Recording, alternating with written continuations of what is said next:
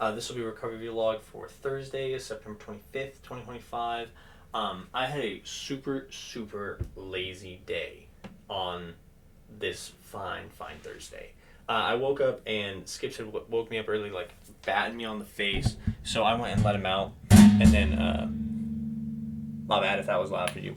I played some Revolution Idol, played some Kingdom Come Deliverance. That was about all I did. And then I went out and did some gardening. Like I picked some food, like some tomatoes or whatever, rinsed them off, and then made some food for Ava and I. And I don't even remember like what happened at work. I'm sure it was a wonderful day, but I was just like not into it. Like I was not feeling good. Everything I was just like, I'm here. Like that was just kind of the whole day, honestly, where I was just like, everything is boring, everything is lame. Like I was playing Revolution Idol and Kingdom Come Deliverance, like bouncing between them, and every time I'd play for like 15 minutes, I'm like, this is so boring. Like I'm bored out of my skull, dude. I'm just bored. And then yeah, I went to work and was just like boring, everything boring. I don't want to close. I don't want to do nothing. I'm bored. But yeah, I mean, I get days like that, and honestly, like in retrospect, I enjoy them because it's like my life is easy enough. Like I'm privileged enough to have an easy enough life that I can just turn my brain off and just exist for a little while. Like that's cool to me, honestly. But it sucks that I have to like be that guy who's just like everything's bad. It's like okay, I don't like being that person. It just kind of happens. So yeah, but I wanted to share a daily thought today about like kid shows that I grew up watching, like Gen Z, millennial, grew up watching, and a lot of them have so much deeper meaning than they seem. And so the one that I always think of is Gravity Falls because it is so clearly not a kid show, but it was like for kids, right? Like there's a point where the main antagonist, this isn't a spoiler, he shuffles all the holes on your face to a character, like the mayor. He shuffles all the holes on his face. So, like he ends up with like his nose for mouth, mouths for eyes, like ear, like eyes on the sides of his head, and like ears here. And it's like it's super freaky, and it's kind of just this moment of like, whoa, that was, I don't know if that was that child friendly? And it's like this like weird gray area. Like they let him put that in. Like that's crazy to me, right? And it's like the themes of Gravity Falls are like so much deeper than what you think. Like when it's like entertaining, yeah, like it's cool, it's entertaining, and then you start getting the story, and the story you're like, wait a minute,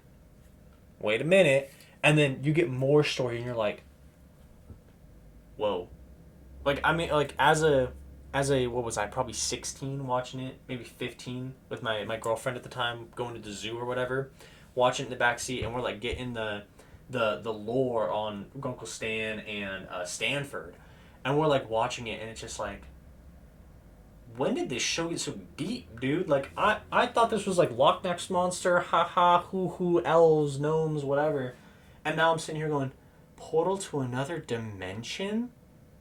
What are we talking about? And then I mean, there's a lot of shows though that like do that same kind of thing. Like one that I always think of is type this in. Avatar: The Last Airbender. If you've never seen it, you're behind. It's great. It's amazing. I would honestly classify it with anime, which is kind of funny. But in Avatar: The Last Airbender, there's a lot of heavy themes. Like Zuko has the scar on his face from his dad, dude. Like that's child abuse, right? It's like these people have to leave their homes and go save the world, right? Like people die, right? And then Zuko has this whole character arc where he like kind of starts listening to Uncle Iroh and like coming to terms with himself and accepting himself and finding peace and like becoming who he was always meant to be. And it's just this like it's this super incredibly intense moment of he was always right. Uncle Iroh was always right about Zuko.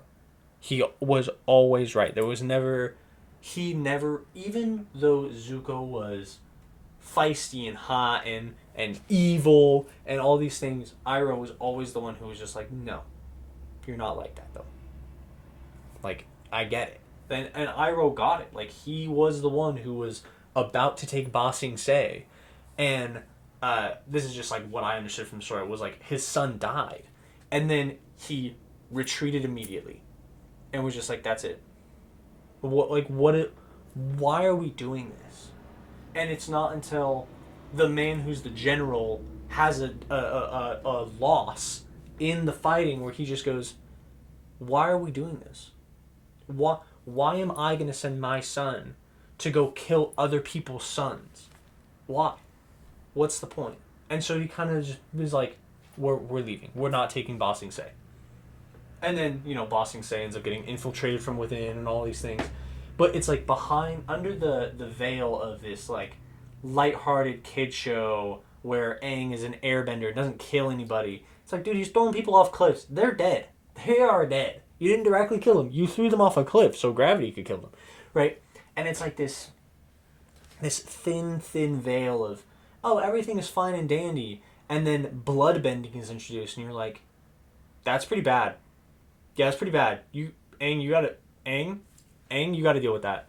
Like, it's crazy to me that it's this kind of thing where, there's so much deeper meaning to some of these things than we really see. And so it appeals to everybody. And it's like, as a kid, when I watched Avatar The Last Airbender, I was like, this show's sick. Controlling the elements is sick. Whatever. Like, it's just so sick. And then I can imagine my older cousins watching this and going, yeah, you're not evil, bro. There's a lot of pressure on Aang, There's a lot of pressure on Katara. There's a lot of pressure on the non-bender who's a fighter who's trying to fit in. Like, there's a lot of pressure on these people. Like, the moon goddess just died and became the moon, right? Like there's so much stuff going on that it's like, whoa, heavy. And then a show I watched a little after that was Steven Universe. And Steven Universe has a lot of really subtly funny jokes. And one of my favorites was, so basically the plot is, these gems came from outer space. They live on Earth, right? There's this episode with a conspiracy theorist. I don't remember what his original conspiracy was. I'm sure it was like the moon landing was fake or something lame like that. But in the end of like countering his conspiracy, and he goes, "Oh, you're right. My conspiracy was foolish all along. The real conspiracy is that there are polymorphic rocks from outer space who live among us." And Steven just kind of gives us this look like, okay, buddy. The gems that came from outer space are polymorphic rocks. That's not a conspiracy, dude. That's what's happening. It's so funny that it's just like, if I wasn't an adult watching that, I wouldn't have caught it. And it deals with loss, it deals with loneliness, it deals with like the pressure of responsibility. There's this song called what's it called? Oh my gosh, I have to find it. It's actually important. There's a song called... Where's Spotify at? Spotify. I don't have Spotify downloaded. Whatever. Steven Universe songs. Yeah, show me a list of all the songs. It's later on. It might be Full Disclosure.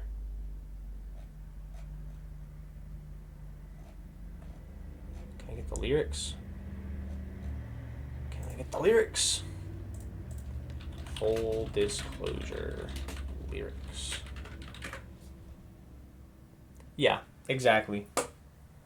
I love Full Disclosure. So it's basically like one of his friends is like trying to get involved in his world of like the gem stuff, and his moral dilemma is like, what am I going to tell you? Like, how do I explain the places I've been, the things I've seen?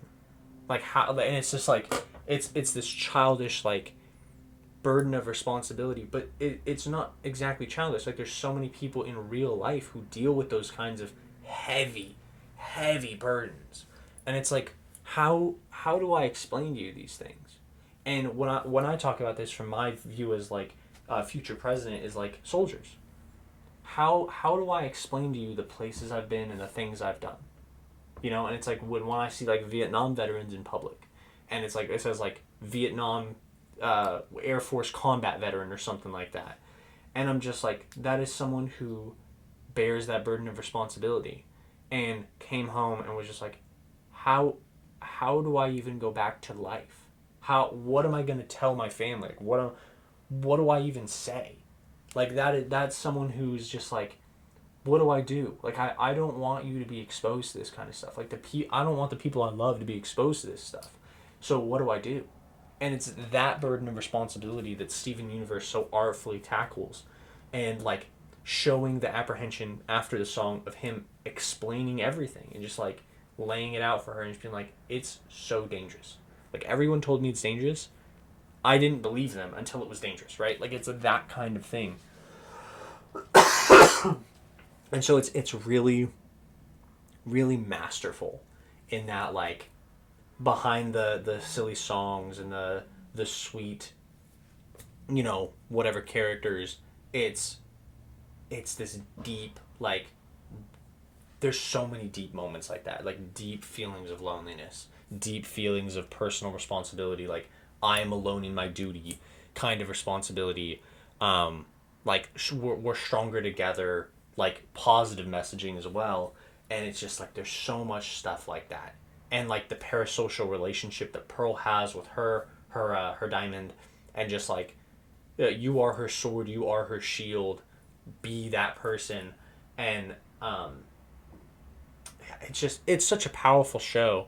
And I think one of the funniest things about it is, like, it is obviously a kid show, and so people who haven't seen it diss it a lot, but it's so powerful for those who have seen it. The people, they just feel the need to defend it and just be like, no, it's the GOAT show.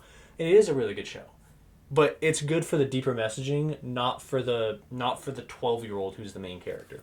So yeah, I just wanted to share that. I hope you all had a wonderful, wonderful Thursday, and I will see you all tomorrow. Peace.